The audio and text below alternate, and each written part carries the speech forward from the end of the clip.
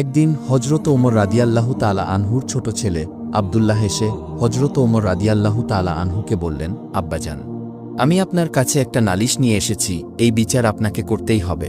বাবা গো, আমি শুনেছি আপনার ভয়ে নাকি শয়তান পর্যন্ত রাস্তা ছেড়ে দিত। আমি এটাও শুনেছি যে আপনি নাকি বাঘের গালে থাপ্পড় মারতেন। কিন্তু আপনার ছেলেকে কেউ অপমান করবে, এটা আপনি কখনো বরদাস্ত করবেন কি? হজরত ওমর তখন বললেন, আব্দুল্লাহ, কি হয়েছে তোমার? আমার কাছে সবকিছু খুলে বলো। তখন আব্দুল্লাহ বললেন, আব্বাজান, হুসাইন আমাকে গোলামের বাচ্চা গোলাম বলে গালি দিয়েছে। এই কথা শুনে হজরত ওমর রাদিয়াল্লাহু তাআলা আনহু অবাক হয়ে তার ছোট ছেলে আব্দুল্লাহকে জিজ্ঞেস করলেন, তুমি কি ঠিক শুনেছ যে তোমাকে হুসাইন গোলামের বাচ্চা গোলাম বলেছে? জবাবে আব্দুল্লাহ বললেন, হ্যাঁ, আমি ঠিকই শুনেছি। হুসাইন আমাকে গোলামের বাচ্চা গোলাম বলে গালি দিয়েছে। তখন হজরত ওমর রাদিয়াল্লাহু তাআলা আনহু বললেন, ঠিক আছে, হুসাইন যদি তোমাকে এই কথা বলে থাকে তাহলে অবশ্যই হুসাইনের বিচার করা হবে। পরের দিন হজরত ওমর রাদিয়াল্লাহু তাআলা আনহু নিজেই হজরত আলী রাদিয়াল্লাহু তাআলা আনহুর বাড়িতে আসলেন। তখন ওমরকে দেখে হজরত আলী রাদিয়াল্লাহু তাআলা আনহু বললেন, হে ওমর, আপনি হঠাৎ আমার বাড়িতে? জবাবে হজরত ওমর বললেন, হে আলী, আমি একটা দরকারে এসেছি। তারপর হজরত ওমর আলীকে জিজ্ঞেস করলেন, হে আলী, হুসাইন কি বাড়িতে আছে? জবাবে হজরত আলী রাদিয়াল্লাহু আনহু বললেন, হে ওমর, হুসাইন তার ঘরের মধ্যেই আছে। তারপরে হজরত আলী রাদিয়াল্লাহু তাআলা আনহু ওমরের কাছে জানতে চাইলেন যে ওমর, হুসাইনকে কি দরকার?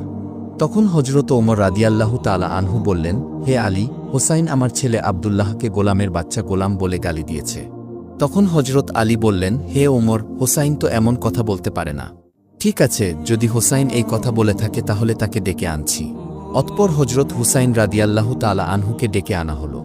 হুসাইন আসার পর হজরত আলী রাদিয়াল্লাহু তাআলা আনহু হুসাইনকে জিজ্ঞেস করলেন, হে হুসাইন, তুমি কি ওমরের ছেলে আব্দুল্লাহকে গোলামের বাচ্চা গোলাম বলে গালি দিয়েছ? জবাবে হজরত হুসাইন রাদিয়াল্লাহু তাআলা আনহু বললেন, হ্যাঁ, আমি এই কথা বলেছি। এই জবাব দিয়ে হজরত হুসাইন রাদিয়াল্লাহু তাআলা আনহু আবার ঘরের ভিতর চলে গেলেন। হজরত ওমর রাদিয়াল্লাহু তাআলা আনহু হজরত আলী রাদিয়াল্লাহু তাআলা আনহুকে বললেন, হে আলী, আমি এটার সঠিক বিচার করতে চাই। তখন হজরত আলী রাদিয়াল্লাহু তাআলা আনহু ওমরকে বললেন, এটা তো বাচ্চাদের ব্যাপার, এটা বাদ দিলে কি হয় না? তখন হজরত ওমর বললেন, হে আলী, ব্যাপারটা যদি বাদ দেওয়ার মতো হতো তাহলে আমি নিজেই বাদ দিয়ে দিতাম। হে আলী, আগামী শুক্রবার নামাজের পর মসজিদে নববীতে এই বিচার হবে।